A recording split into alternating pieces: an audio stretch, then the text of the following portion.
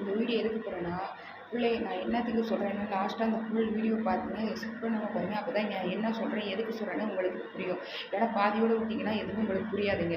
ஏன்னா பிள்ளைய வளர்க்குறது வந்து முன்னாடி என்ன பண்ணுறாங்கன்னா, ஆண் பிள்ளைய தனியாக பண்ணுவாங்க, பொன் பிள்ளைய வேறு மாதிரி வளர்ப்பாங்க.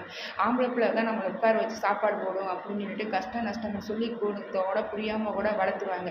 அப்படி தான் அவங்க வளர்ப்பாங்க. இப்போ அந்த பையன் உடனே என்னன்னா, ஏதாவது கேட்டேன்னா உடனே கடனை வாங்கி கூட இந்த பையனுக்கு செஞ்சு கொடுத்துருவாங்க.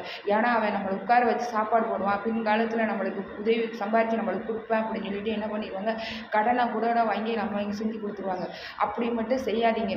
ஏன்னா அந்த பையனுக்கு வந்து நம்ம என்ன பண்ணுறோம், ஏது எப்படி வாங்கி கொடுக்குறோம் அப்படின்னு சொல்லி கொடுத்து அந்த பையனை புரிய வைங்க. ஏன்னா வந்து இவங்க வந்து பணம் வச்சுக்கிட்டு நம்மளுக்கு இந்த மாதிரி செஞ்சிட்டாங்க அப்படின்னு அந்த பையன் மைண்டில் ஏற்றிக்கிடுவான். அவன் பின்காலத்தில் என்ன பண்ணுறான், படித்து முடிச்சுட்டு வேலைக்கு போயிட்டு ஏதாவது மேரேஜ் பண்ணி முடிச்சுட்டு அவன் என்ன பேரங்கள்கிட்ட திரும்பி கேட்பான், பெற்றவங்க நீங்கள் எங்களுக்கு என்ன செஞ்சீங்க, நீங்கள் எங்களுக்கு என்ன சொத்து சேர்த்து வச்சுருக்கீங்க அப்படின்னு அவங்களுக்கு கேட்பாங்க. அதனால என்ன பண்ணுறீங்க, அவங்க தயவுசெய்து எது கேட்டாலும் பெற்றவங்க நீங்கள் என்ன சொல்கிறீங்கன்னா, இப்போதைக்கு இருக்கிற பிள்ளைகளுக்கு சொல்லி புரிய வைங்க. இப்போதைக்கு நீங்கள் உடனே என்ன பண்ணுறீங்க, அவங்க கேட்ட உடனே எதையும் வாங்கி கொடுத்துடாதீங்க.